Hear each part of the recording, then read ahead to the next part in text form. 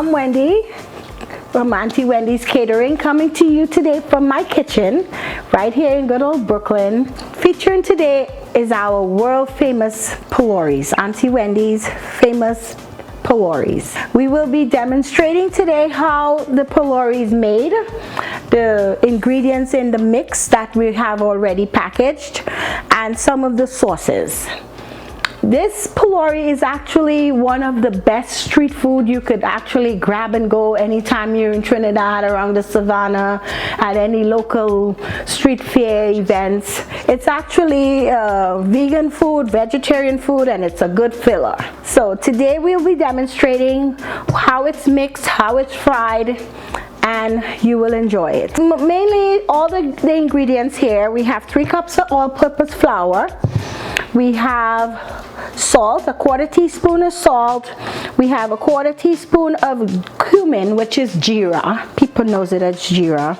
We have 1 teaspoon of sugar, 1 teaspoon of baking powder, 1 teaspoon of 1/4 teaspoon of turmeric and curry powder. I mixed it all together to save time, and a 1/2 teaspoon of yeast. All these ingredients are added to the flour at a time I prepared it. These are all dry ingredients, if you notice. However, for your likeness, you can add some cilantro, you can add some carrots in the mix after all the dry ingredients is mixed, and you put all the mix together. We use 20 ounces of warm water to this mixture, and as you pour the water, you mix gently. And the purpose for mixing gently, you don't want to overbeat it because it will, you have yeast, baking powder in there, perfect. Thank you, Natasha. And what you're trying to get is the consistency of a very thick pancake batter. So that's what you're looking for. This ingredients here, you pour this into a bowl. This is the 3 cups of already mixed, and all you need to add in there is warm water. Everything that's here is already in the packaging, so I just made your life easier. Then again, you mix slowly. You form in the consistency of a very thick pancake batter. It shouldn't be running or anything. 20 ounces of water, 1 pack of the mix, and you're good to go. And we're gonna beat this lightly in a circular motion. And this is exactly the consistency you're looking for once it's mixed. You just drop it. Once it falls off your spoon like that, you're good to go.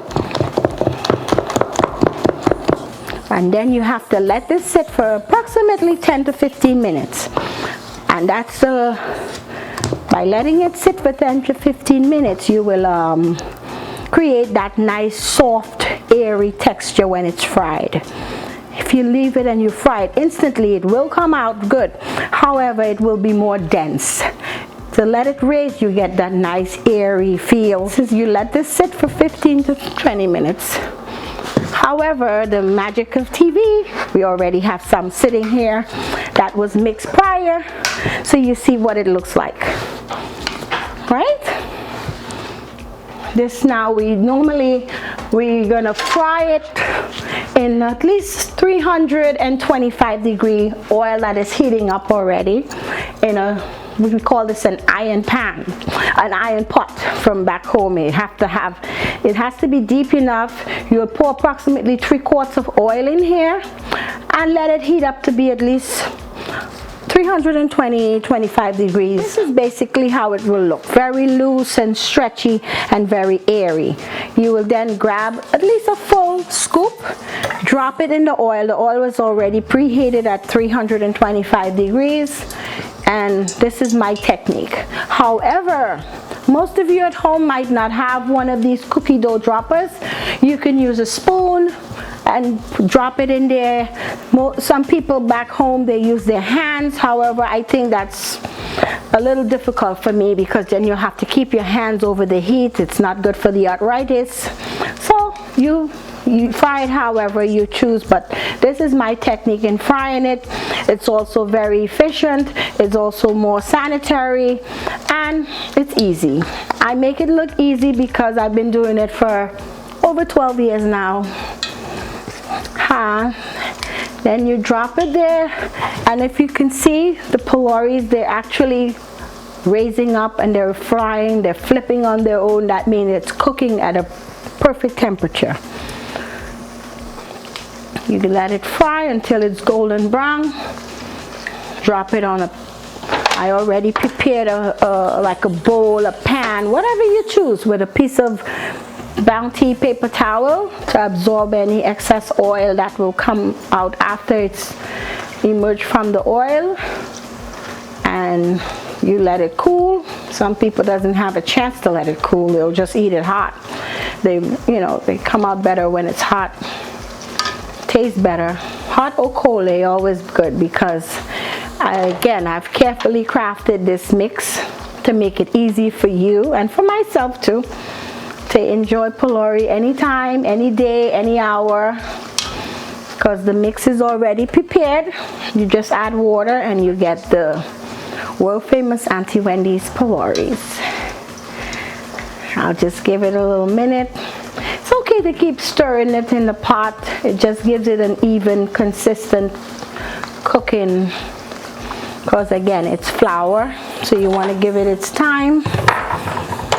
And once it's done, you will see this nice, airy, soft, hot Pholourie that could be eaten. You can eat it without anything. The dough is also crafted where you can add some vegetables in there. You can cut up broccoli, cauliflower, shredded carrots. If you want seafood, I also have shrimp Pholourie, chicken Pholourie. If you want meat, you can put some cubes of chicken in the dough and fry it. It also goes very good with codfish. Whatever you desire. This is what it looks like. You drop it on the paper towel. You let it drain. Okay, after you take them out of the oil, let it sit on a paper towel just to absorb any excess oil that might have there. I only use a light soybean oil. You can use whatever oil you choose, olive oil, but they tend to be a little more heavier, so you wouldn't put, you wouldn't get a nice, because if you look at it, the texture is not very oily though. You want it to be as, light. The whole idea is for it to be light and fluffy. So if you don't use all the batter once it's mixed, you can seal it with a plastic, cover it, refrigerate it for up to 2 days. Once you make your Pholourie, the key is the perfect sauce. The perfect sauce is, of course, Auntie Wendy's Tamarind Sauce, which is carefully crafted. I use the fresh tamarind pulp. Soak it overnight, you squeeze it, or you can use the seedless one, puree it, add your ingredients, again, your desired ingredients, but my ingredients, I usually add some lime juice, I use fresh garlic, some cumin, again, jeera, hot sauce, or you can use fresh peppers, salt, and again, lime juice that gives it that tang. And of course, you have to put sugar in there. Let it cook slowly on the stove, like if you're making that grandma's sauce. It takes a while to make. And you serve it with you can serve the Phoulouries with the tamarind sauce. You can serve it with, this is here, it's an apple chutney I made. You buy a green apple, you shred it with the grater, you add your cumin, your lemon juice, you add hot pepper, and you make a apple chutney. This here is the curry mango with the masala curry. My husband, he likes it with ranch dressing. So again, your desired choice. Today we also have a variation. Some people like a lot of fruits, exotic sauce. So today we could demonstrate how to easily make a crushed pineapple chutney. You put a little bit of the crushed pineapples, 2 teaspoons, just enough. Or you can make a bulk and refrigerate it for later. You squeeze a half a lime in there to give it that tang. And the lime juice also preserves it, you know, for further. It adds a natural preservative. You put some fresh garlic. I'm just demonstrating the ingredients. It may not be perfect, but you can chop it a little finer. And this here we have is shadow benny, which is like another name for it is called cilantro. Finely chopped shadow benny gives it that really nice exotic Caribbean flavor.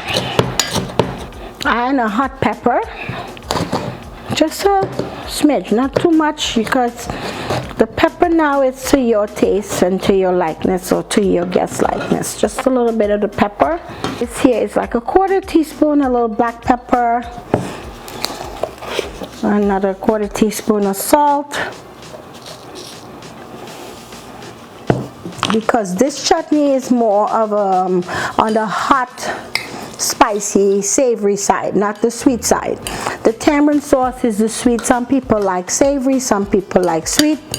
Again, it's all to your likeness. So this here is the pineapple chutney that will go very well with the Phoulouries. These are the mix. This is the Auntie Wendy carefully crafted Phoulourie mix.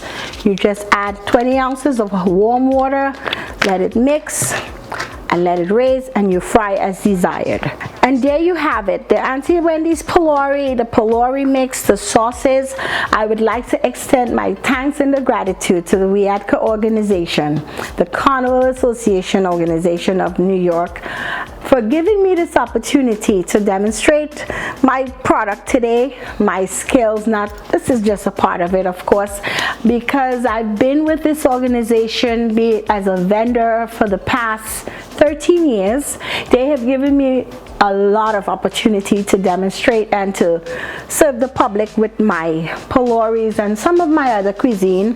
This is our week of Caribbean cuisine, Eat Caribbean, and I'm so grateful for them for allowing me to come into your homes for us, and for you to come into my home to see how I make the Phoulourie. You can follow me on Twitter, Instagram, Facebook, because you know, that's the new wave. We have social media, so it's at our fingertips. Auntie Wendy's Catering for all your needs. Thank you very much.